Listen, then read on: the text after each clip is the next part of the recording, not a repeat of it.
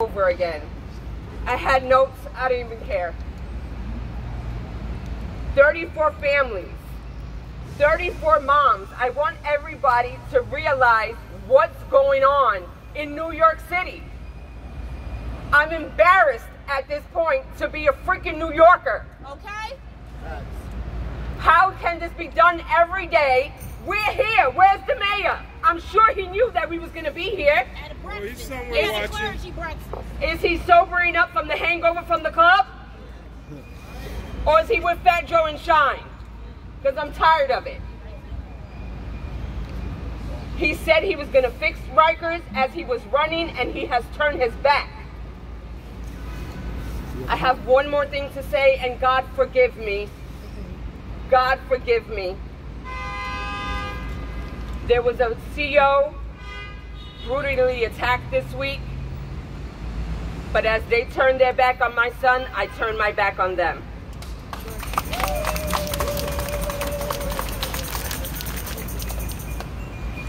And you know what?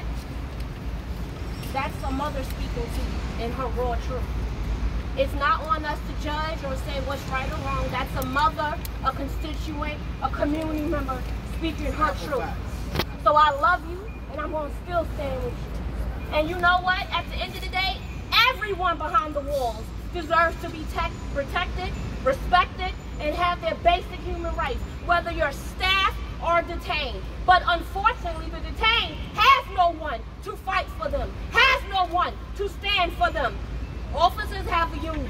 Officers have paid days off so they can go advocate for themselves. So as a city, we got to get it together. And I didn't want to say all that, but what I wanted to say is the next person, I wanted to introduce him because as a council member, he actually showed up. You know, a lot of people might say whatever they want about this man, but I remember the Jails Action Coalition, one mic. I remember the Jails Action Coalition actually putting together something outside of Brooklyn Detention House when it was open because they didn't even have access to water. They didn't have access to AC.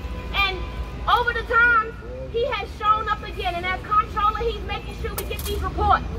Brad Lander, come tell us what your truth is and how you can.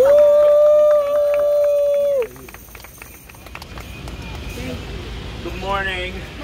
First of all, Samara, I just sent to all of the family members of lost loved ones. I just want to say how sorry we are. You and your pain, but also your courage in standing up to make sure that nobody else there goes through what your son did and what you did. It's really powerful, and you can see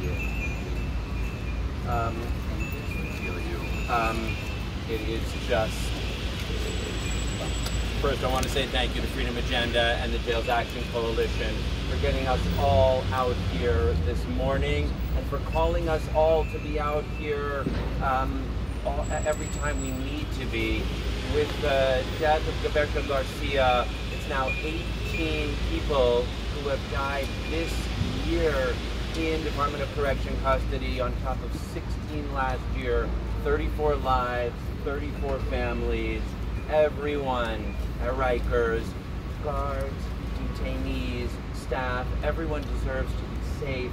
We failed these 34 people, we failed these 34 families. When I was at Rikers just about 6 weeks ago, I asked specifically about suicide watch because most of those deaths are suicides or overdoses or neglect. The Board of Corrections says that of the 16 last year, at least 10 were as a result of correction officer neglect. So I asked about suicide watch, and I was told suicide watch was in good effect. There were no trouble there, except that while I was there, literally, someone had committed suicide just 2 days earlier. It had not yet been reported to the public. We know that about 20% of people who are there, over 1,000 people who are there right now, are suffering from severe mental illness. We have let Rikers become our largest de facto mental health facility in New York City, and we know nobody's going to get better there. We know people are just going to get worse unless we make change. The Monitor last Friday again talked about a decades-long culture of mismanagement that now shows up in violence and death, that is a threat to guards and that has led to the loss of too many of these lives. That's why I have joined calls for a federal receiver, because it's time for change in how Rikers is managed. And that's why my office is putting out now a DOC dashboard to make sure every month we see the information about who is and who isn't showing up for work, about what the violence is, about what we need to be doing about it. But most of all, that's why I stand out here with all of you to say we must follow through on the work to close Rikers. Yes! Incarcerate! Close Rikers! No. Thank you.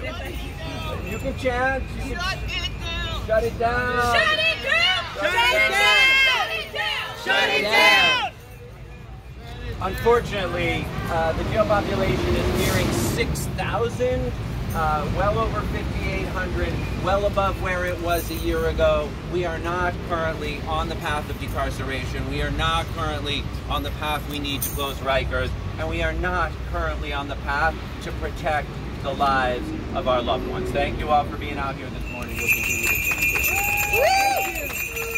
What do we want? Decarceration! When do we want it? Now! What do we want? Decarceration! Now! What do we want? Decarceration! What do we want? Now! Rikers Island has long been a humanitarian crisis. And under this new mayor, Mayor Eric Adams, it has exacerbated, it has increased. We need to shut it down, and we need to shut it down now. The next person I'm going to bring up could have easily be my mother. I was on Rikers Island. My life could have been taken, but it wasn't.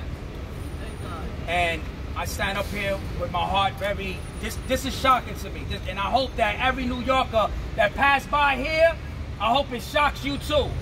Right. Because these are not body bags, these are human beings that have passed away.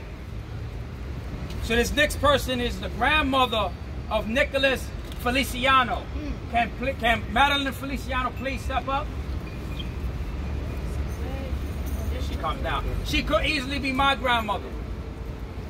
And I want to just give her all the condolences. Tamara, give you all the condolences.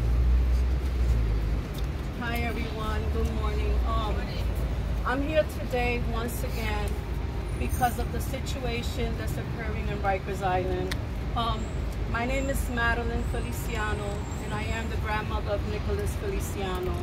And I'm here today because there's an ongoing problem at Rikers Island that people keep dying. So obviously there's something wrong. It's been happening for decades, and they keep promising changes and implementing decisions that things are going to change, but no, people are dying. So obviously something needs to be fixed. On November 27th of 2019, my grandson Nicholas was put in a holding pen, and 3 officers and a captain watched my grandson commit suicide, attempted to commit suicide. They watched him and did not intervene for 7 minutes and 51 seconds. How do you explain that? Having 3 officers and a captain watching your loved one hang and not do nothing about it. So till today, it's going to be 3 years this month that my grandson is still suffering from anoxic brain damage due to the lack of oxygen that he didn't get for those 7 minutes and 51 seconds. So Nicholas will never be the same. There was a Board of Corrections investigation, and in that investigation, it concluded that the attempted suicide of Nicholas highlights many troubling aspects of New York City jails system relating to young adults, mental health, treatment, self-harm, and poor supervision.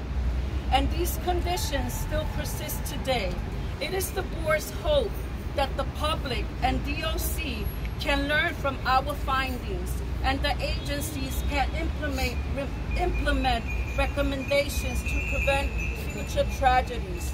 But today, we all stand here again, advocating and seeking accountability and growth. It is inhumane what continues to happen at Rikers Island. They took away my grandson's civil rights, and deprive people's lives.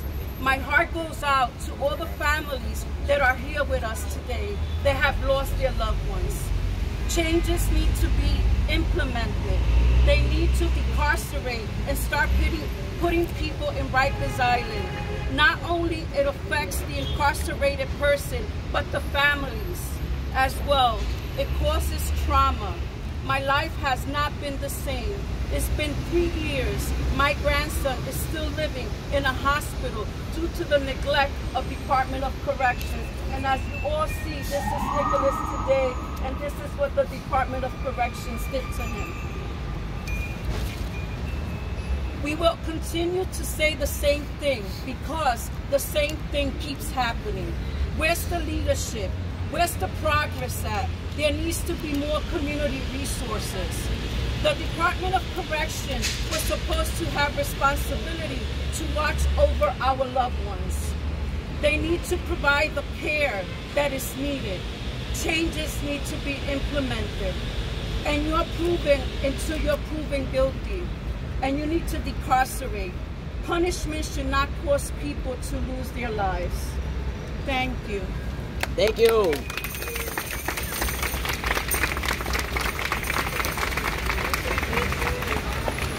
I remember standing on the steps with Nicholas' family in 2019, City Hall steps, begging for the mayor then to hold DOC accountable, begging for our electeds then to hold DOC accountable.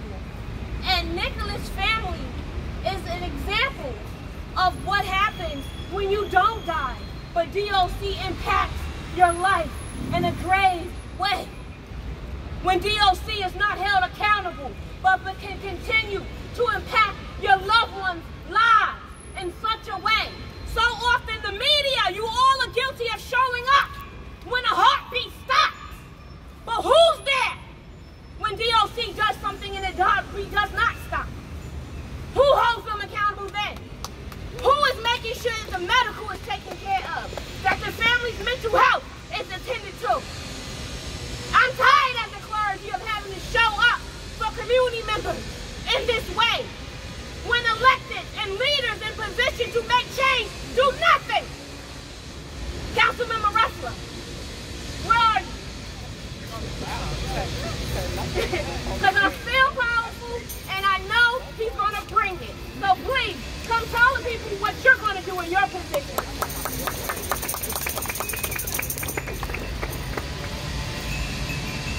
18 deaths just this year. When a New Yorker enters a government building, a government facility, they expect to receive care. They expect to receive even a modicum of compassion, decent service.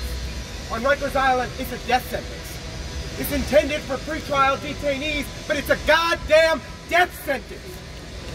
It is wrong, and we must close Rikers Island immediately. Yes.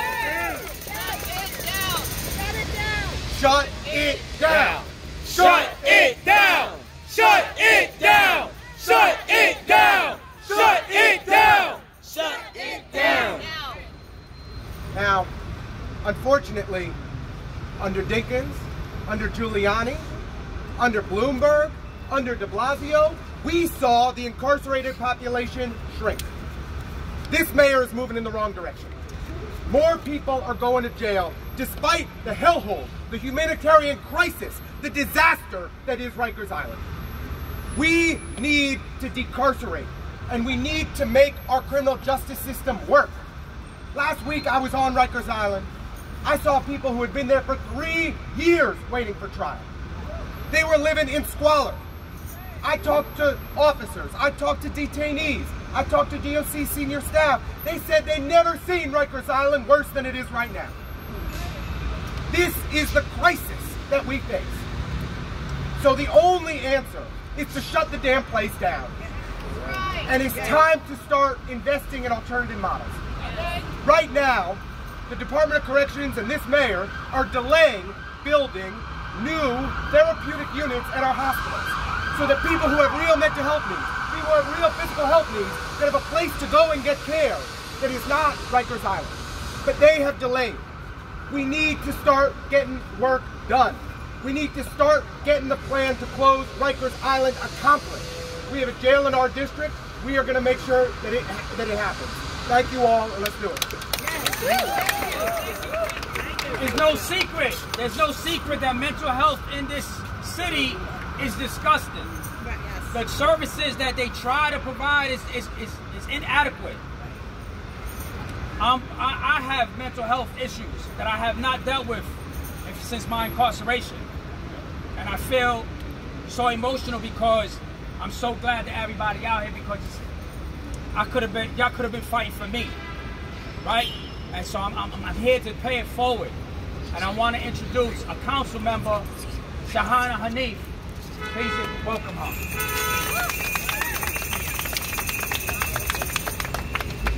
Thank you so much. I'm Councilmember Shahana Hanif.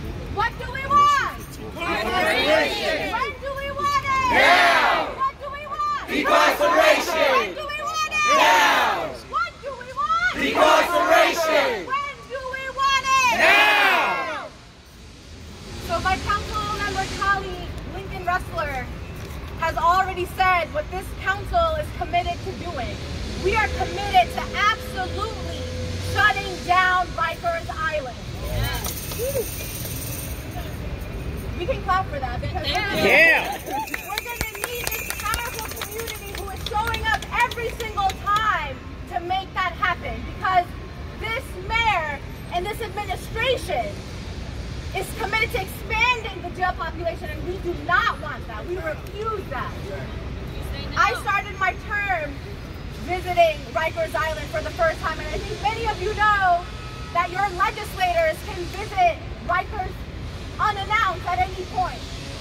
I take that responsibility seriously, and I started my term that way, and what I saw, I still cannot erase from my brain and my body and my soul. And so with the 18 lives lost to the death penalty that is Rikers Island, this is injustice. Yes, it is. This is causing the rippling impacts of violence, ripping apart families, ripping apart communities. And I refuse to accept that that is what New York City is about. We need to put money in mental health services and treatments, not building and expanding our jails. We need to put money in our schools to show that we care about every single student, and particularly our Black and brown students everywhere. Yes. We need to show up for our immigrants and those who are undocumented, those who are disabled, trans Black people, because this city must show up for them. Yes. So my commitment with all of the families here, all the advocates here, and the activists here, is that we are going to shut down Rikers Island. Shut it down! Shut it down! Shut it down! Shut it down! Shut it down! Shut it down! Shut it down! Thank you. Before Evan come on, I just want to say something to y'all. Do you realize that over half the population in DOC has a mental health concern? So this sign, treatment, non-jails, is extremely important. Because who are we incarcerating? And I feel like a broken record, because it seems like every rally I have to raise this point. But over 80% of the women in Rosie's right now have a mental health concern. And over 70% of them went into jail being a survivor of sexual assault. So when we talk about trauma, when we talk about mental health concerns, why are we failing our community members in this way? Right now we have a mayor that is at breakfast with other clergy, with the governor, and yes, I got the email last night, and I knew I had to show up here. But the mayor is eating in luxury in the city right now when he should be right here, or he should be better yet on Rikers or the boat, telling us how we're going to help our community members who are needing us. And let me tell you something, don't think that someone with a mental health concern is someone that you just see raggedy on the street, because I'm standing before you diagnosed with depression, diagnosed with anxiety after my brain surgery, and a plethora of invisible disabilities. So people end up on Rikers looking just like me.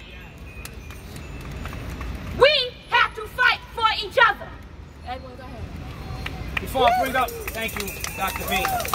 Before I bring up our next speaker, I just want to refer to my notes, and I want to say that gotta have some notes sometimes. Despite the mayor's statements that he wants to, quote, and I quote, close the pipeline that feeds Rikers by investing in prevention, end quote. His administration has not convened the Commission on Community Reinvestment and the closure of Rikers since they took office. What does that mean? They do not care about anybody on Rikers Island. If you have a friend, a family member, a homeboy, your pana, your amiga, your brother, your sister, he do not care about them. Why? Because number one, he would do what he said he would. And number two, he will be here amongst us. You care about people on Rikers Island more than he does. So how the hell did he get into office? How did he get into office? We was duped. We was tricked. I want to introduce, from Vocal, New York, I want to introduce Ibrahim X. Go. I want to try something else real quick. Hello? Is this all right? It's okay? Much better. Where's Ibrahim X? Ibrahim? No? No Ibrahim? Okay. Oh, he coming? All right. Let me know if he's coming or not, because I'll go move on. Is there any other loved ones still in the crowd and not up front with us? Any other loved ones still in the crowd with us that has not spoken, please come up to the front. If not, thank you. Ibrahim is not here. We're going to move on to the next speaker, please. All right. Yes. I want to introduce. You want to introduce? Yeah, that's my girl. Wait, I don't need this mic. I know you don't. All right, listen. I do a lot of things. And one of the things I also do is show up and fight for missing women and children and girls. And Councilmember Stevens comes through. Before she even was a council member, she cared about her community. And I just want to give you your flowers, because I don't think many people respect you the way you're supposed to be respected for the work that you do for the community, for the voices that you give for the people who are not there to speak for themselves. So Councilmember Stevens, Athena Stevens, I don't want to mess your name up, but Councilmember Stevens, please come right up and tell people what you're going to do. Well, thank you for that introduction. Like she said, I'm Councilmember Althea Stevens of District 16 in the West Bronx. And like she said, I'm not new to this work. I don't just talk because it sounds nice. I don't say things for sound bites. I actually like to do the work and just keep pushing. We are here today because we're trying to fix a system that's broken. The system is broke. It's grounded in racism. And so there's no way that it could ever be fixed, because we don't invest in things that really work. I live in a community where they rather build shelters than build homes. I live in a community where we don't have community centers. I live in a community where we don't have supermarkets. But there's a lot of places that they don't care about. My community, they consider a dumping ground. And most of the people in Rikers Island come from my community. They're my brothers. They're my sisters. They're my cousins. They're my uncles. So this work is important to me. I didn't start this work when I got in council. I was working with young people for 20 years because I believe saving our children, because that's where it started. We should be preventing our kids from going to Rikers. There's no preventative measures. Okay. We want to talk about closing it down. I want to talk about not getting them there. That's where my focus is. So we're going to continue to fight to make sure that we have a city that invests in all of us. That's what we want. That's what we're fighting for. And like everybody knows me, I don't like to talk about it, I like to get to work. So let's just get to work. Let's get to work. Let's get to work. I heard what she said. Let's get to work. Ibrahim X, where are you? Yeah. All right. Peace. Hotel. Peace. Said peace. Peace. Better than war. So first, I would like to give all honor and praise God for allowing me to be here, because you know, like some of these brothers, I was just on Rikers. I came home August 19th of this year. And I just like to say one thing about Vocal New York, where I'm a civil rights leader. If it wasn't for the good people of Vocal New York, I'd have been one of these names. And I'm going to talk about that. I'd have been one of these names. It wasn't for that lady Kelly right there. We love you, Kelly. Okay? Kelly, that's my guardian angel that God sent me to keep me out of that. I'd have been right there if it wasn't for Kelly. Answering the phone every time I call. Putting lawyers on the phone. Putting people on the phone. Getting in contact with my family. Getting in contact with my lawyer in another state because I had other cases. Selena, Mama Flowers, Ben, Jazz, all the people that vote. Y'all already know who y'all are. John, Louis. That kept me from being here. So I'm going to just say everybody's name. 18 people. Tars, George, Herman, Deshaun, my man brother, Deshaun, Carter, Mary, Emmanuel, Antonio, Annabelle, Albert, Elijah Muhammad, Michael, Ricardo, Michael, Kevin, Gregory, Robert, Eric, Gilberto. And my name's so thankful to God that I'm not one of these names. My name is Ibrahim, and I prefer to go by X like my brother Malcolm. And I am a civil rights leader at Vocal, New York. As someone who was recently detained on Rikers, June 1st of this year, I was back. My heart is saddened and angered by the ongoing deaths. It feels like the COs have given up on their duty to keep people safe. I experienced this firsthand. This was the longest summer of my life. I spent the summer there. While I was on Rikers in June, I got in June 4th because I did 3 days in the precinct. Don't let us talk about that. Before you get to Rikers, you got to spend 3 days with no food and no change of clothes and no shower in the precincts. The bullpen. Talk about it. 3 days, 72 hours before you get to Rikers. Then I get to Rikers, my foot, this foot right here, was white because I have diabetes. I did not receive metformin, insulin, or no medical treatment from June 4th to June 14th. I was told my foot would be amputated by Frenchie in the medical there. I almost died from a diabetic ulcer that went completely untreated, even though Warden Harvey saw it. That's not right. And told me, if you don't have a medical degree, how do you know you need medical attention? When my foot was white and bleeding, and I was told I was a type 2 diabetic, and I'm 41 years old. That's what's going on in Rikers. That's why they dying. I'm gonna tell you the truth. If they don't want to tell you the truth, if councilmen or mayors or presidents, I'm coming for everybody. Putin. That's right. I'm coming for everybody. Everybody. That's right. I'm the Brooklyn Putin. For real. But I'm gonna calm down. I've changed my life. Tell you know that. I don't talk like that no more. I'm still on parole. When I needed shoes to cover my open wound, it was a detainee, Gilberto, his people. Let's talk about y'all gang database. The Latin King got me my foot, my shoes when Warden Harvey said she couldn't do it. Warden Harvey told me she couldn't give me shoes for my all-white bleeding foot. But Gilberto, who's dead now, his people went in the back. Ain't no talk about, oh, they took over Rikers for some minutes. We already have Rikers. We just can't leave the building. That's right. I'm gonna tell everything. He went in the back when the CO had a key and got me some shoes. And I'm not condemning COs because I just told Kelly that the COs are being treated worse than the inmates. Facts. But they are incentivized to oppress us. That's right. It's like a slave plantation in there. The COs who act tough are the ones who get promoted. And they brag about it, saying things like, they told me, somebody acted a fool and I had to wash them up. Yup. Talk about it. Warden Harvey, I told y'all, asked me if you don't have a medical, words out of her mouth, if you don't have a medical degree, when I took my whole sock off, because I didn't have shoes, took my sock off and said, showed her. And the stench, the smell, if you ever been around somebody who had diabetes and an ulcer, they told me, put your sock back on, man, we don't want to smell that. She asked me, how do you know you need medical attention? She asked me this when my foot was openly bleeding and the COs who want to do good can't, because the CO that wanted to help me get some shoes have been working alone for 24 straight hours and nobody came in because all the people keep clocking out like they said on the news. And there was no one to help her, so she couldn't do anything for me. So despite the mayor's statements that he wants to close the pipeline that feeds Rikers by investing in prevention, his administration has further criminalized poverty and driven up the population on Rikers instead of going down. The death of everyone who has died in DOC custody lies at the feet of these people here, starting with Mayor Adams and the City Council, who continue to pour billions of dollars into systems designed to kill us.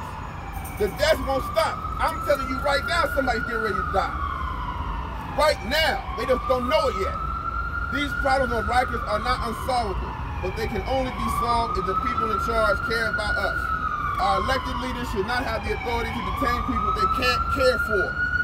We must decarcerate now and actually meet the needs of all New Yorkers. Whether you're black, you're brown, you're red, you're yellow, you're gay, you're straight, whatever they want to call you, it don't matter. If you're in New York, New Yorkers should treat you right. And Rikers Island must close as the first thing.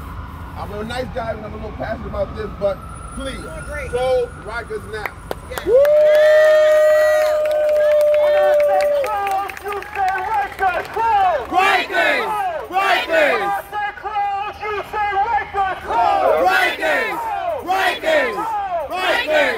Rikers! Thumbs up. Thumbs up. Thank you. We ready? Peace and blessings. One mic. So I don't want to have to remind my people, but I will. When directly impacted people come up here, whether they're directly impacted or their loved ones, we're going to give them the same respect that we demand from DOC, and if you're black and brown, that we demand from white people when we talk about our issues, right? Right. So when I say one mic, I really mean that. Out of respect for the loved ones and the directly impacted. So let's practice it. One mic, then everybody else be quiet, right? See how that works? So beautiful, my people, so beautiful. Many times on the record, I am known to make city council members cringe. When I talk about women bleeding in their cells, having lack to sanitary napkins, it makes people uncomfortable. I don't care, because the people that are going through it are the most uncomfortable.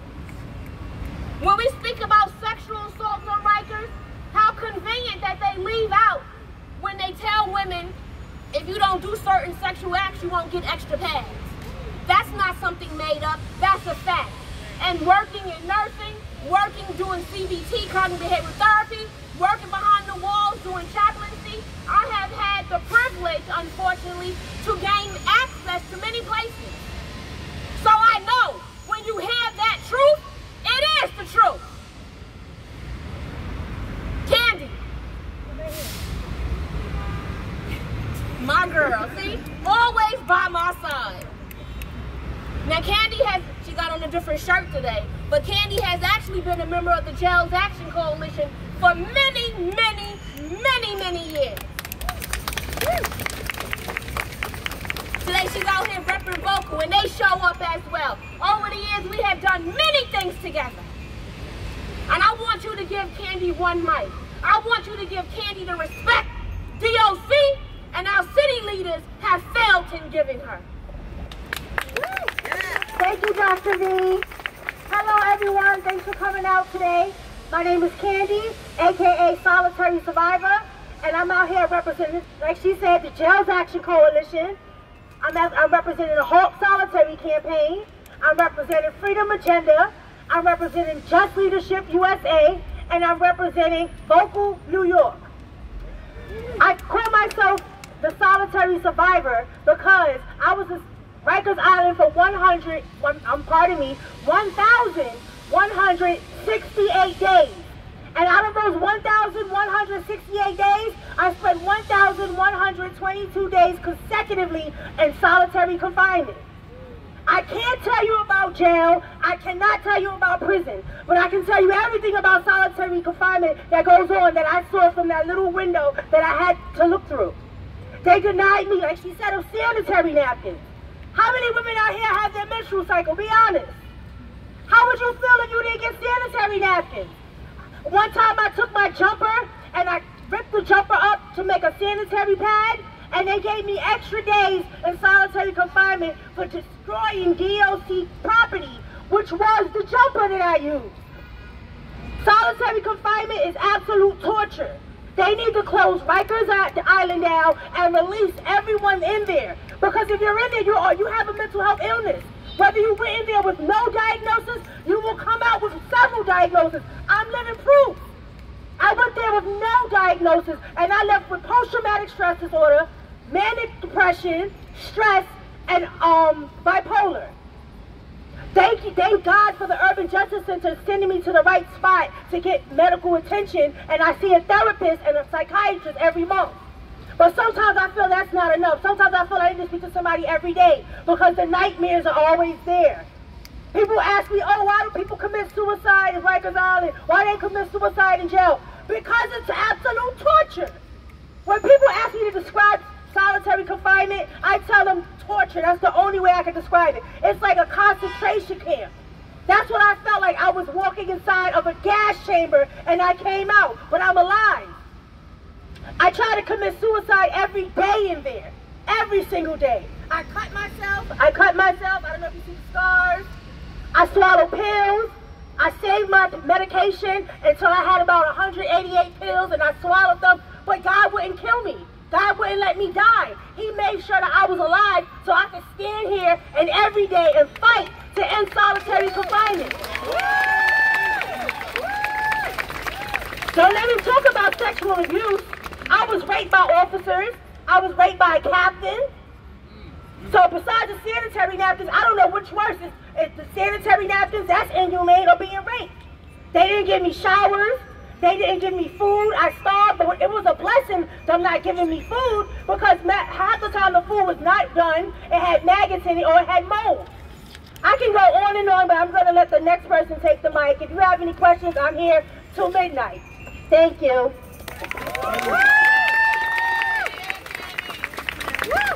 Thank you, Candy, and I want to echo your words because I spent 9 months in the box for something I didn't even do. And I went to Southport. I wasn't on Rikers Island's solitary confinement, but I was up north when I was in prison. And if I went through it, I know the women that's locked up there are going through it as well. So I echo that, and thank you. It sent chills up my, sent me chills, man, while you was talking. Oh. Emotional day, everybody. Everybody still with me? Yep. Yeah. Are you still with me? Yeah. Shut what down? Shut it down. Shut it down. Shut it down. The next person I want to bring up is the Brooklyn Borough President, Antonio Reynoso. Thank you all for being here. My name is Antonio Reynoso, and I am the president of the greatest borough in the city of New York, which is Brooklyn. I'm happy to be here over on the other side of the bridge. But I actually want to talk about somebody that is represented by one of these guys here. Is Kevin Bryant, who took his life in Rikers Island. And he's from Williamsburg, where I grew up. He's 35 years old, so when I was in middle school, he was with me. This is a kid that I played football with, that I played basketball with. Everybody knew Kevin Bryant because he loved dogs. And he always had his pit bulls with him and always took care of them. And Bryant had a hard, like last 5 years, you could see it in the community that Bryant was having a hard time.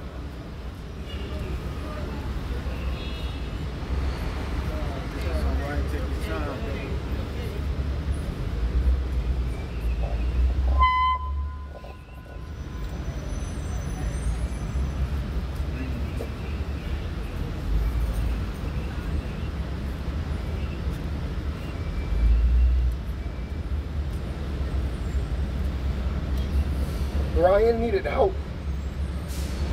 He didn't need to go to Rikers. He needed help. And I'm a borough president and I felt helpless. And I saw him in the streets. I gave him money, I take care of him. He always came to me. He was always asking me for help. He was always fighting a good fight. He was always anti-gentrification. Always came in there and used to say, yo, Tony, there's too many people moving in, man. They're taking our homes, and he's just very active. But he was out. Brian was ours. He was in our neighborhood. We loved him. We all loved him. Everybody knows Brian. You go where his house where he lived. There was hundreds of velas in Spanish. I'm sorry, velas, candles. There you go. In the building, and everybody knew him, and everybody knew that he didn't need to be in Rikers. $5,000 bail. Obviously, I didn't know, but $5,000 bail. He locked himself in. He locked himself in a DOC room, and the person that was outside didn't go in to save his life. He waited for backup while Brian was dying. He waited for backup. It's like, you don't need backup to save somebody's life. Open that door, lift them, do something, and it did not happen. So this is very personal for me. We will close Rikers down, and I'm not saying any of it, but if it takes me continuing to rise to make sure we shut it down, that's what I'm gonna do. If this mayor doesn't do it, we're gonna make sure the next mayor does it.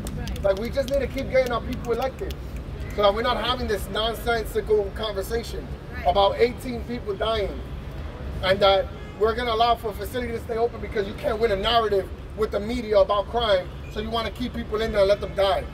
That their lives are worth your narrative, or that there's crime in the streets, so we gotta keep people locked up. So let them die. Let them die for your narrative, because we got elections coming up. It's all BS.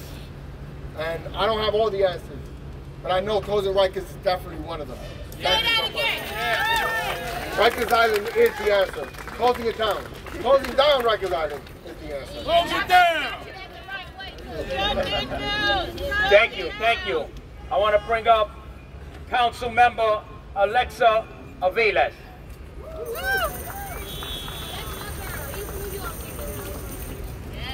From Brooklyn.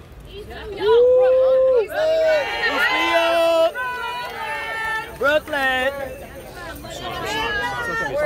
I represent Sunset Park and Red Hook, but definitely from the east. With much pride. Brooklyn's in the house. Yeah. So as a child, I spent many days on that bus in the visiting room, watching my mother suffer the indignities of COs that wanted to touch her to make sure that she wouldn't bring things in. We all knew we weren't bringing anything in. We were trying to see our loved ones. We knew what they were getting inside was being brought by them. Exactly. For years, I watched the indignity that she suffered, the indignity I suffered, the indignity everybody who suffers to visit a loved one, where they remind you at every stretch that you are not worth it, that you can be treated as they saw fit. I know this because I felt it in my bones as a child and as an adult. I visited state facilities to other families, and we were always treated the same way. We were less than. We were not worthy of dignity and respect. And so you imagine they did that in front, what they were doing to our loved ones when they were locked inside. So 18 is a fucking shame. And it fills me with so much rage, because no institution would be allowed to operate while allowing 18 humans to die. If there is no other indication that this institution is decrepit to its core, I don't know what else to show. So I implore, I'm okay to beg too, that this shit needs to get shut down. You're right, I shouldn't be begging, but you know what?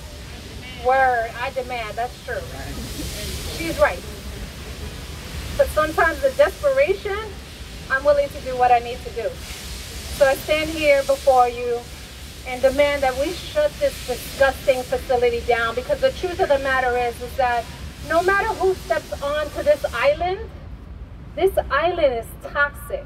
You could go in there and think you're going to save something, you're going to do something good, because there are some good intended individuals, but you will never leave that island unscathed. You will come out as toxic as this place is, because that is the nature of this institution. This is not a human institution. This is the worst of humanity.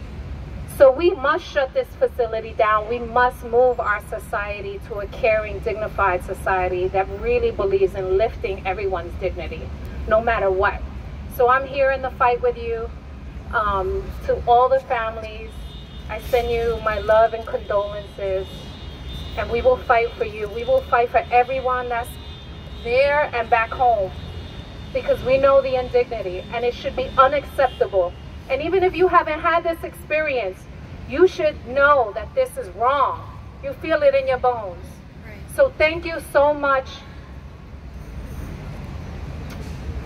Again, my love, and let's keep this fight, and let's let this mayor know he will not get a second term. No, he won't. Hell no. And we have to be real clear that if you stand on the wrong side, you will not get another term, because you will not be in this position on our backs. Our people elected him, and our people need to take him out. Right. Yes. Thank you very much. The family members of Kevin Bryant,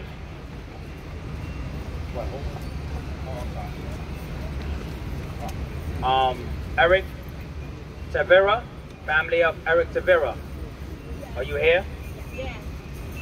Please give them a warm welcome. A warm welcome.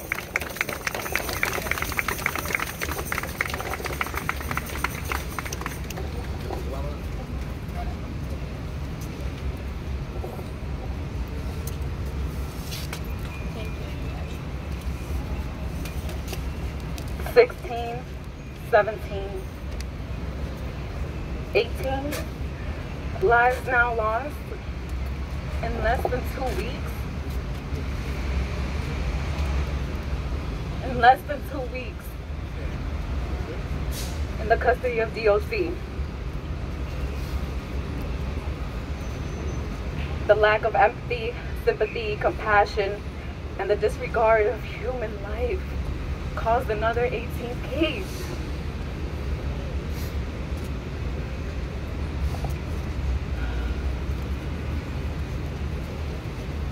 This appears to continue and will continue to grow unless Rikers is gone for good. That's right. All facilities in Rikers as well.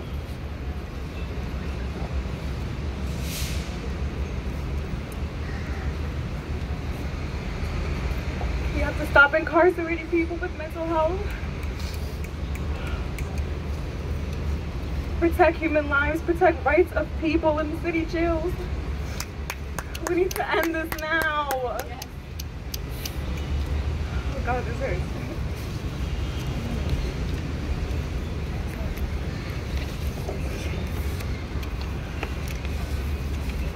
I'm lost for words now. We support you. We support you. We support you. We stand in solidarity with you.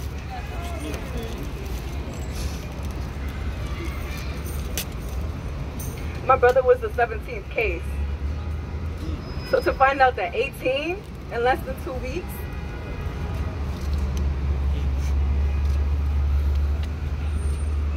y'all not listening.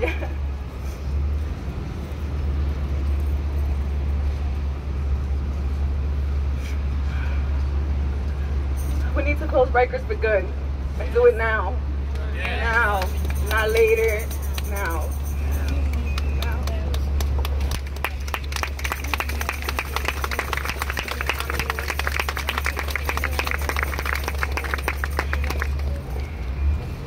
Hi everybody. My first language is in Spanish, so I want to say something in Spanish because it's not only, the people who live here. There's a lot of people in this country. Buenas tardes. Es difícil para mí. Mi hijo era un muchacho común y corriente como todos.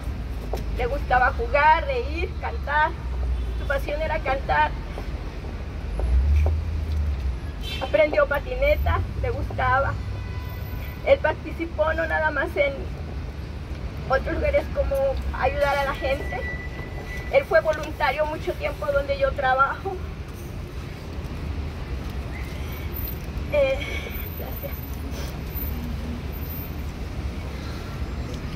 Al recibir tratamiento, lo que haya sido, yo creo que todos tenemos derecho a que nos den servicios, no nada más de salud mental, sino de toda la gente. si acudimos a donde fuimos, necesitamos la ayuda y la estamos pidiendo. No se nos tiene que negar. La otra persona que apenas falleció era 2 años menor que mi hijo.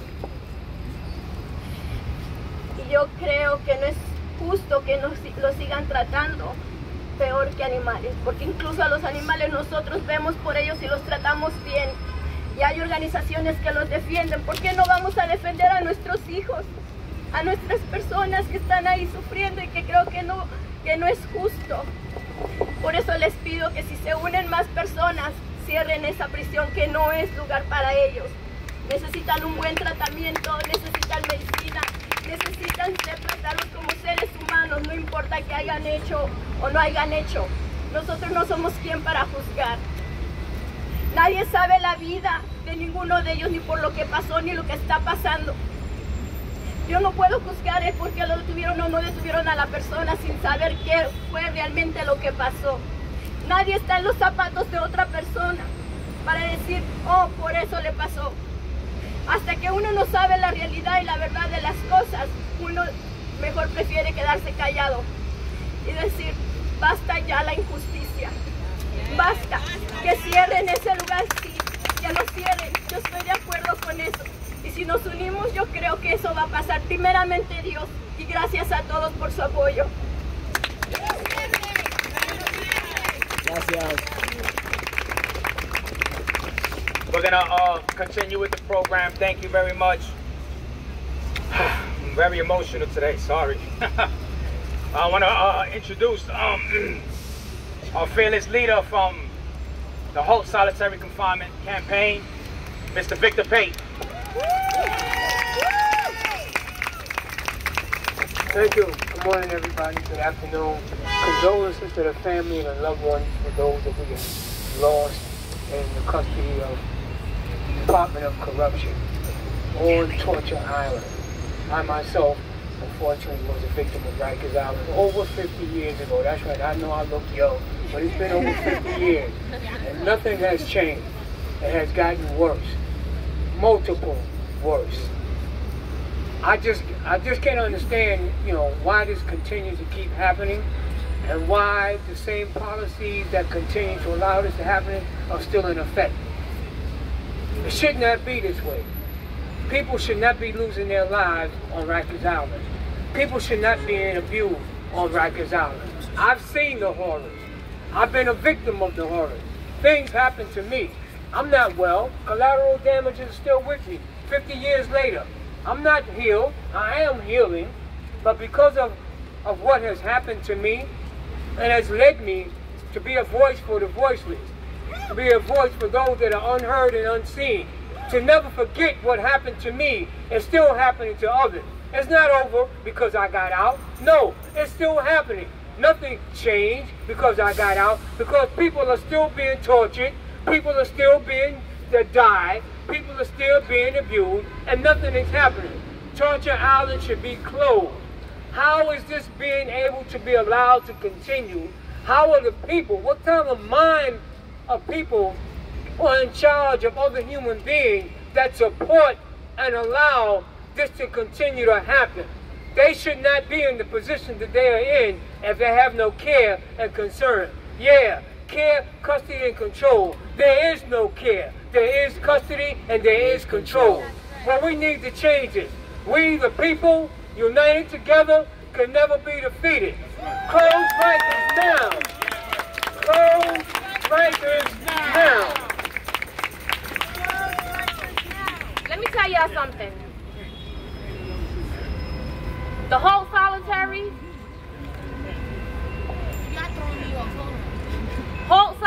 and the Jails Act Coalition, we've been fighting for Intro 549, right? Right? Yes.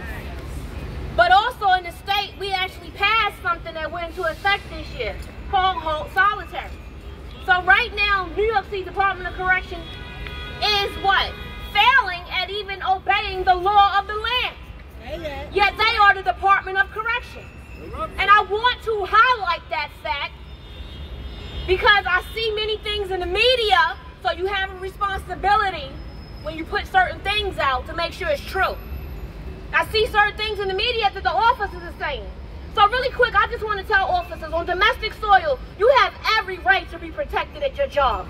But you also have to hold your peers and colleagues accountable when they don't show up to work. Because New York City Department of Correction is the most staffed in the land, and is the most who do not come to work and abuse the rules. Now, someone who isn't elected and has fought this hard fight with us, and that's why I'm so happy to introduce him, Assembly Member Harvey, right? Yeah. Where you at? Espen. He travels with us to Albany, high and low, whether he has to be in the office or not. 5 a.m. in the morning. Oh yeah, I'm gonna tell it. And he has fought to make sure that we pass hope. How many years? Like 9. I'm not exaggerating. Sometimes it takes time to make things right. But he didn't give up. He continued to fight. And even on a local level, he continues to show up. So please, let me not eat up your time. All right, everyone. Thanks for letting me take a few minutes. I mean, the message is clear. We all been, I've been to Rikers. I've been to Rikers visiting loved ones. I've been to Rikers as an elected official. We all know that Rikers is broken. We all know the criminal justice system is broken. And the question we have to answer today is what we're going to do about it. We have to close Rikers. That's clear. But we have to do more. We have to take care of our New Yorkers. And we fail every single day. The people with mental health crises, we're failing. The people with educational crises, we're failing. The people who have employment crises, we're failing. We're failing left and right. And we have the money and we have the tools. We're just not doing it. So today, I'll remind us that we've lost 18 New Yorkers. How many more people have to die? How many more people have to die on Rikers or in the streets of New York because we're failing to protect them? How many more people have to die because we are not doing the right thing? Rikers got to close, but we have to fix the problem. We have to fix the system. Racism, classism, sexism within the system is what's broken. And together, we need to call our electeds out to say, these are structural problems that we have solutions. We need funding for education. We need to make sure we do preventive services. We need mental health support.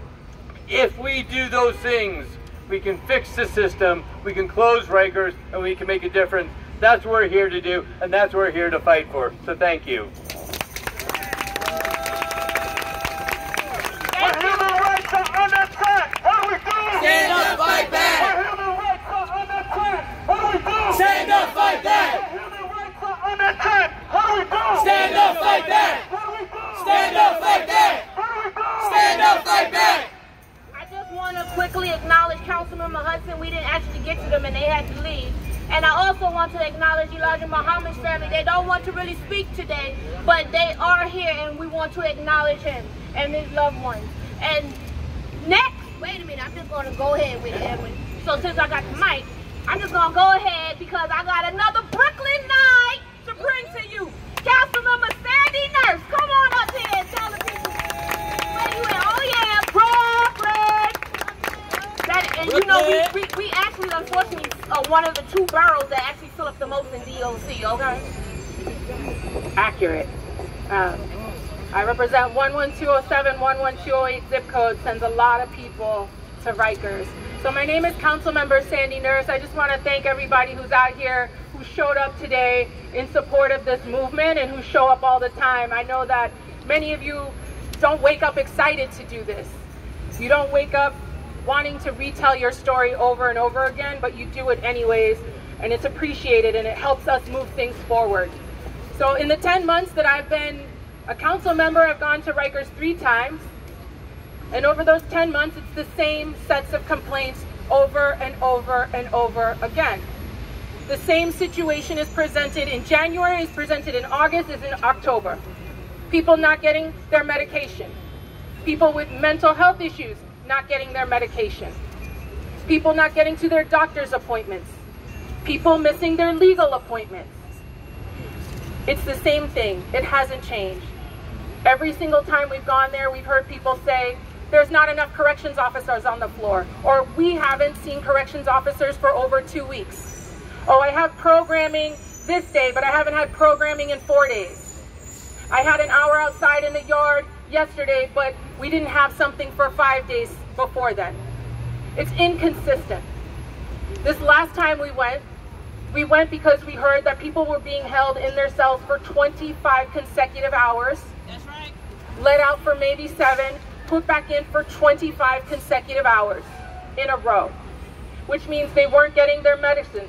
They weren't getting to their medical appointments. Some people were getting programming on the same floor and others were not getting programming. This was creating violence. Violence was increasing because they implemented this practice. We heard from corrections officers themselves saying, we don't understand what's going on. We don't understand why people are doing this. And it's making my job violent. It's making me feel unsafe. Because detainees are reacting because they don't understand why they're put in the box. They're not supposed to be put in the box. They're supposed to be in general population. That's right. So what are we doing? That was in October. That was just a week or so ago. It's not getting better. And this city really needs to recognize it needs help. I know there's complexities about federal receivership or not, and yes, we need to walk through what that means. But this city has clearly shown, under new leadership, under a new administration, it's not serious about closing Rikers, it's not serious about bringing down the census count, it's not serious about charting forth a path for how to close Rikers when we already have the law on the books. And so we need help. We have people not going to work, making others at their job unsafe, creating an unsafe environment for every single person who is there. This isn't hard. If you are detained by the state, it is a basic premise and promise that you will be kept alive and healthy to see your day in court. Okay. That is the fucking agreement we made. So why is it so hard to carry out? It's because the place has to close down. It's because this mayor needs to get serious about a plan. And if he can't get serious, he's got to go. That's right. And if he can't get serious, the city cannot manage that facility. That's it. We cannot have 18 deaths. It's embarrassing. For that many people to be on staff and on the books and on payroll, to have 18 people die is an embarrassment on this city. This city should be leading on human rights. It is embarrassing itself on it. So I just want to say that we are here with you. We're here to continue to push forth the bill to ban solitary confinement, a practice they say doesn't exist on Rikers Island, and yet it was there a week ago. So we stand with you. We're going to keep pushing. Thank you to all the families that are here. Thank you for showing up every time. We really appreciate it. And it keeps us going. So thank you all for being here. Thank you. Thank you. Speaking of the families, the family of Elijah Muhammad would like to speak. Yeah. It's hard for me to talk about my name. My name is Lisa. It's hard for me to talk about my nephew. Say this. The mission statement for Rikers Island is care, custody, and control. They don't care. They've lost control of those they have in custody. That's right. My nephew was held for 20 plus hours in a freaking closet, a metal closet without a seat, without a cushion. He was seen by supervisors. He was seen by other staff. He was left in his cell to die. No one cared about him. No one cared about him. And this is the part y'all need to understand. DLC has a responsibility for everybody that they take into their custody. And no one cared when my nephew died.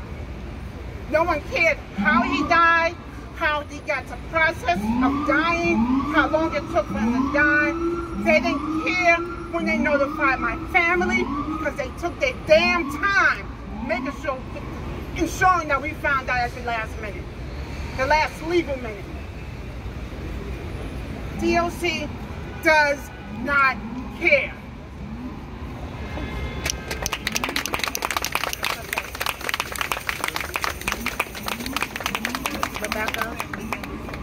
even want to mess your last name up, so I'm not even going to try.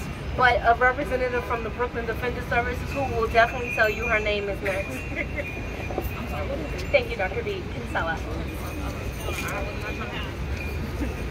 Good morning. My name is Rebecca Kinsella, and I'm a social worker at Brooklyn Defender Services. I want to first express our condolences to the families and loved ones of the 18 community members that we have lost this year to the horrors of the city jail. We are devastated and outraged that despite the growing death toll, those in power have not changed their approach to this crisis. I visit people we serve at Rikers Island and the boat weekly, and I can attest that the conditions are indeed horrific. People's human rights are not being met. People are languishing in filthy cells and enduring frequent lockdowns that amount to solitary confinement. During these lockdowns, people do not have access to phones, which serve as their only way to request medical and mental health attention. It's their only way to communicate with their families or contact their legal teams. One person told me that during a week-long lockdown, he only had access to brown water from the sink in his cell. And COs refused to bring him clean drinking water because it could not be slid under his cell door. Even outside of lockdown units, human rights are ignored.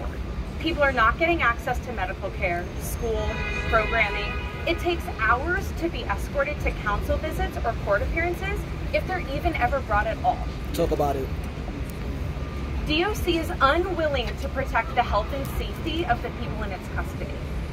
Despite this, judges and district attorneys continue to set unaffordable bail as the jail population continues to rise week after week.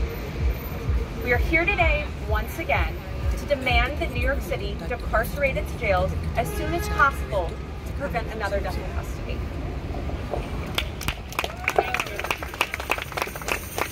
Did y'all hear her? So she was very calm with her sayings, right? She wasn't like me at all, right? What do we want? Decarceration! What do we want? Yes. Excuse me, I didn't believe in the first time, so now. What do we want? Decarceration! When do we want it? Now! I think I kind of believe it. But tell the traffic. What do we want? Decarceration! When do we want it? Now! Let me tell y'all something. Rikers Island is a death trap. It's a sinking hole. Councilwoman Sandy Nurse said it right. It's an embarrassment on our city. But even, life throws you many things where you can be embarrassed about, but you try to do better. You try to make yourself better. You try to become better. We teach people when you come home from jail, one mic. When you come home from jail, you're supposed to be a productive citizen. Is that right? That's right. On domestic soil, we teach people when you come home from jail, you're supposed to be a productive citizen. But we never discuss sending our community members back to the community broken, traumatized, disabled, full of our sins. I have people that say, Dr. V, I have to sleep in therapy because it's a safer place for me to close my eyes. The rats run over me at night. You heard about brown water, but have you heard about the roaches in the food? Do you like roaches in your food? But for some reason, because we send people to jail, it's supposed to be okay. For some reason, all of us seem to think out of sight, out of mind. Out of sight means a life could be lost. Out of mind means a heartbeat can stop. And it's not okay for you to just show up and say my condolences. My God, are we savages? It's not okay for clergy to run uptown and meet with the mayor and not hold him accountable because they want to be hired on his next go-round. That's right. Clergy, you have a job. Now, I know I'm not your average minister, but I am a chaplain, okay? Holla. They gave it to me and I use it. I use it for my community members. So when I tell you to show up, it's because I show up. It's because I go above and beyond. And the next and last speaker I'm going to introduce also goes above and beyond. And a lot of her colleagues don't even like her. But you know what? We got her back. Anytime her office call me and say, can you do something? Can you figure it out? could you hook us up? Yeah, I can. No problem. Because when you was running, you kept your word. Now in office, you keep your word. You made Melina so mad with your pop-up. But you made us happy and pleased because you are the one who makes sure our community members stay alive when we don't have access to do so. So council member, Tiffany Caban, come on up. I appreciate you, thank you. Back that way. I just want to start by expressing gratitude for the folks that are here because, I don't know, I'm going to be real honest about this. Every time we come out here, I become a bit undone. I'm somebody, like a lot of folks, who struggles with anxiety, who has their own trauma history, and coming back time and again, and I know this is true for a lot of my family that's out here today, is like, it is like bathing in trauma. It is overwhelming for our nervous systems. And that's nothing compared to what the families who have been directly impacted are experiencing. So I also want to begin by saying that I am here to honor you and your family. I am here to love you and your family, and I do. And I am here to fight for you and your family, and that will not end. And I want to ask somebody to just, well, not somebody, all the somebodies. I want to ask y'all to do something with me.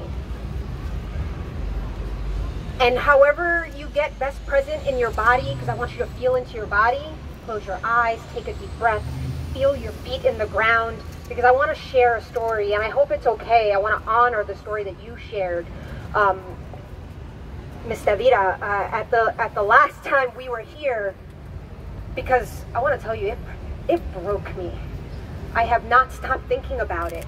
To hear from this mother tell the story about how she found out about her son being killed. She said, is it okay if I tell this story? She said, I live in public housing. And God, what a critical piece of information that is. I live in public housing. And we can't get anything fixed. I got all these open tickets. You know, this is no way or no place to live. And I had spoken to my son a few days before. You know, he seemed hopeful. He thought maybe he'd get out in a few weeks. Maybe he'd get access to a program. And then a couple days after that, I get a knock on my door, several people at my door. They were wearing these coats. And I thought they were housing.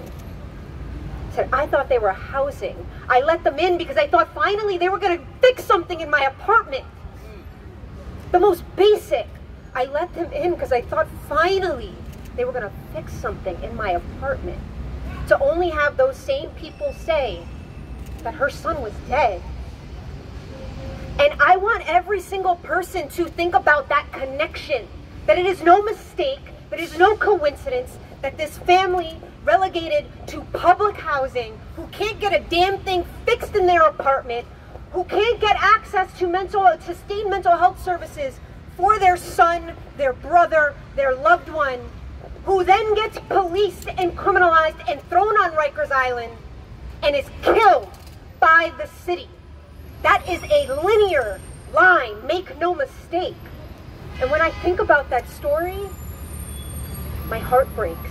It is such a perfect example of how this administration and our government year over year has failed our people specifically, has failed black and brown, poor and working class folks, has failed our immigrant communities, has failed our queer communities, has failed our disability communities. It is an utter disgusting disgrace. And so feel into your body, because one of the things I do feel is I feel love and care and compassion and heartbreak. And I'm going to ask you to tap into those feelings that you feel. And I want you to release them for a minute. Just let them flow out of your body, because what I want you left with is rage. Do y'all feel that rage? Yes. Yes. I feel that rage.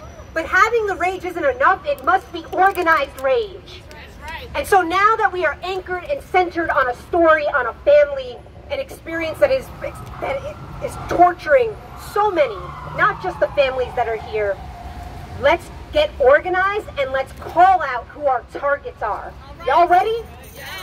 It is this mayor who is not taking this seriously. Adam's gotta go. Adam's gotta go. It is Commissioner Molina, who is not only responsible for deaths on Rikers Island, but is also responsible for horrific injuries to corrections officers. It is safe for no one. And the boat. Don't forget the boat. And the boat. We had a death on the boat. That's right. We know those folks. Now, I want to name, somebody else just pointed out, this is where I was going. There's a few more names I want you to know. I used to be a public defender, and there are lots of laws in the penal code, but for certain codes, for homicide and for assault in the first degree, there's this element called depraved indifference for human life, right? And it is a complete and utter ignoring of the threat to someone's life. And prosecutors are very quick to make that claim about many in our communities. But every single time, DA Katz, DA McMahon, DA Bragg, DA Clark, who else am I missing? DA Gonzalez. Every time you tell your line DAs to ask for bail, you are living a depraved indifference to human life, because you know stepping foot on Rikers Island could result in a probable death sentence. And so you are responsible too, because you can see how utterly incapable the commissioner and this administration is of keeping people alive. So if y'all are angry with me, that is where we direct our anger, to all of those folks. And to Benny Basio, you a problem too. That's right. Let me tell you, and I'll wrap up right here. No, you're speaking the truth. But I want to say that I want to decarcerate and close down Rikers Island, yes. But in the very immediate, I just simply want every human being to be safe. All right. And the fact that you claim to be representing a workforce while actively making it less safe for them and the people you're supposed to be keeping alive is completely unconscionable. For what purpose? To rally for more money for your union? To rally for a bigger contract and expand your reach? Let me tell you what happened in a hearing recently. Koba was on the panel, and I asked a very earnest question. I said, what do you think would reduce the violence on Rikers Island? Would decarcerating help? The Department of Corrections issued information about programs like Cap and Pace, which lowered violence among detainees and corrections officers by like upwards of 40%. Empirically proven to work. Would that help with the violence on Rikers Island? You want to know the answer, the official answer Koba said? Koba said, well, you know, when we had more people on the island, when we had quote-unquote non-violent offenders on the island, violence went down. How unserious is that? Koba's answer to this crisis is to jail more people. This is not about safety. This is about interest. And so again, I am here to condemn every single actor that has played a role in this brutal fucking crisis and say no more. And I hope that y'all will step to them as well and say no more. No more. Because our people deserve to live. We deserve to love them. They deserve to become elders. And that's why we're here. So I want to thank y'all for showing up each and every day when it gets harder and harder to do so. Because you show up, I show up, and it is a beautiful cycle of strength and resiliency. And we'll keep fighting until we don't have to show up anymore. That's right. Thanks, Phil.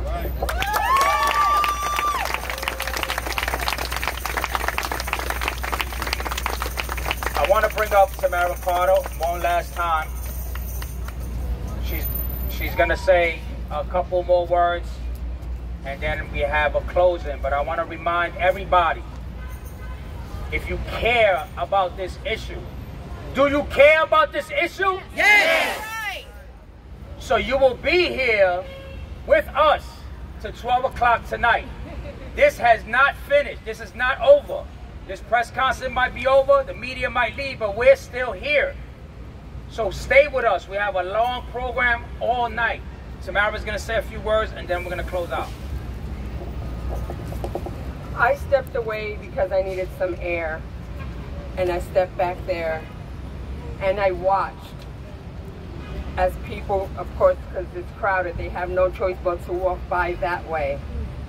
But I watched, and I'm not upset, because when I came up with this idea, even though it was sick to my stomach, I said, I want to shock New Yorkers. Do we have to have body bags? So I stood there and I watched as they were desensitized and went through so easily. So I'm asking, don't just leave after the cameras go away. Stay out until 12 midnight. Let's let these New Yorkers know that our people are dying. My son died. Her grandson is, look at the picture. Look, he will never be the same again. Her brother is gone. Her son is gone. My son, they won't come back again. So let's wake up New York and let's stop being desensitized by all this. These are body bags. DOC body bags. Do you get it? It's disgusting. And like I said, I'm not mad, but it just shows the weaving around a body bag, not even looking down. I would be curious, like, what is this? They just weaved around it. Enough is enough. We have to let everyone know that people are dying on Rikers Island and not to be desensitized, because there are people. That's right. We love you, Tamara. Thank you, Tamara. Thank you for all the speakers. Thank you, Dr. V. Thank you to the families. We're gonna close out as a lover of the arts. I'm a poet at heart. I'm an old school rapper. So I love the arts. I want to introduce somebody up here that's gonna close us out. And remember, we still have a long program all day with performers, speakers. Stay around. I want to introduce y'all to Messiah. Messiah?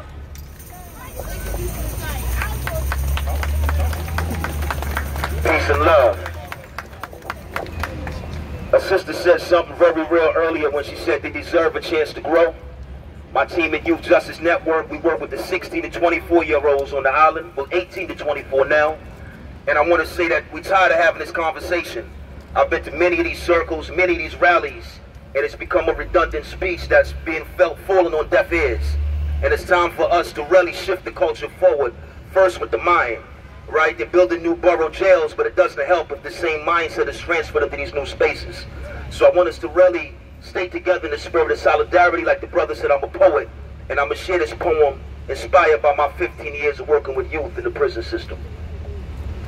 Brothers get caught up for the cheese like a trap mouse. At 15, he saw his first trap house. At 16, he pulled his first strap out. No home, he found shelter in juvie prisons. DC jails, Rikers Islands, new beginnings. Nubians who never knew what royalty felt like. Never wore his belt tight, so besides his pants, his gun was all he held tight. Life on the whole, strong soul who became weak for his wants. I see him once a week, he been sitting for months. I go in to do my poetry workshop. The potency his words got can't be confined by all the police the world got. He told me he'd work out. His pop's a boxer. Pictures of Pacquiao on his wall. Just like him, he's powerful but small. How was a social worker supposed to nurture a child's dead spirit? Early murder, court order, life a living abortion. Born from holy water like the river of Jordan. Now a cash cow to a prison who won't give him a portion. I tell him, hold your head. Without the army, he's a soldier. At times his arms get too heavy for his shoulder. The burden his mom's carried like a boulder. Every day he's getting older, just had a birthday. Group programs, he got an A on the survey.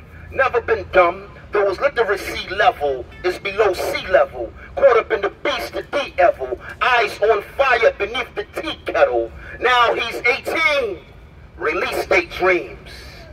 It's about time. Thought he was free, till the gatekeepers gave him adult time. When will the bulb shine in this dark hour? In his bloodline, is star power, no BET. A smart scholar with no GED. Intellects, young Malcolm X in the feds like FedEx mail. They shipped him to federal jail. Off to Michigan. Family can't afford to visit him. Recidivism in the prison system is the heartbeat of Wall Street. Private jails create profit sales. Every time we hear the bells on the clock, black males are the stock like slaves on the dock. Now check this. Now check this. Prison complexes in Texas decrease because of less entries, more exits.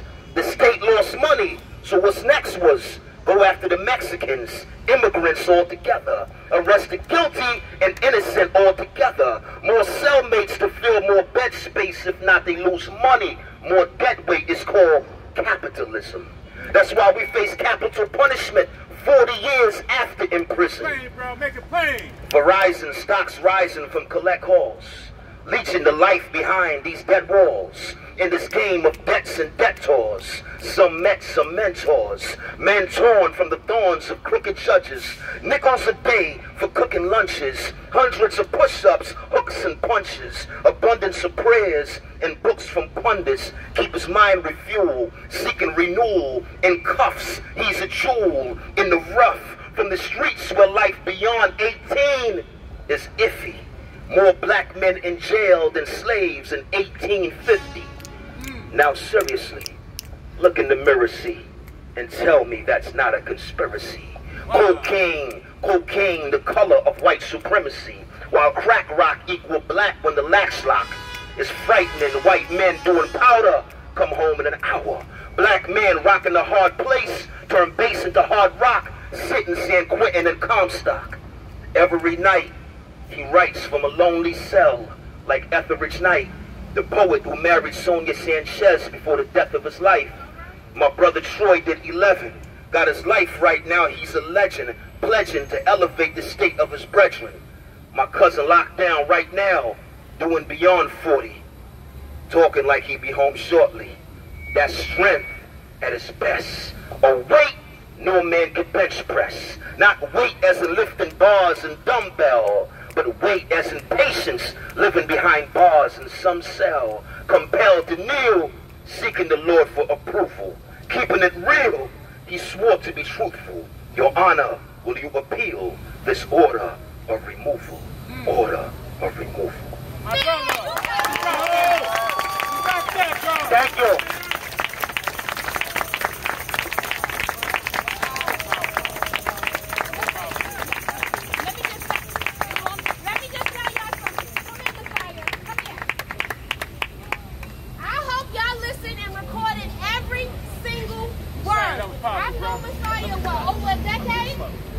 We used to work together on Rikers with the young adults. Every word he spoke to you was true. These are our people. These are our youth. They will make the decisions on all of us in our old age. That's right. Thank you. Thank you for keeping it up. Thank you for still speaking for those behind the walls. I want y'all to really hear him, talk to him, meet with him. And in solitary confinement. Because you see these body bags, I want every media out here to make sure y'all take a picture before y'all move. This represents our loved ones and our community members. Yeah, I know the press conference is over. So what? I want to remind y'all, in solitary confinement, it is a death trap. It is part, let me tell you something. I'm co-chair to New York City Department of Corrections Young Adult Task Force. And I told DOC this year before Mr. Carter died, to bring back the Suicide Prevention Task Force. They still have not brought it back. They still have not met one time this year after how many people have committed suicide with mental health concerns. The mayor does not hold Melina accountable, so we have to hold the mayor accountable. That's right. Peace and blessings. Peace and blessings.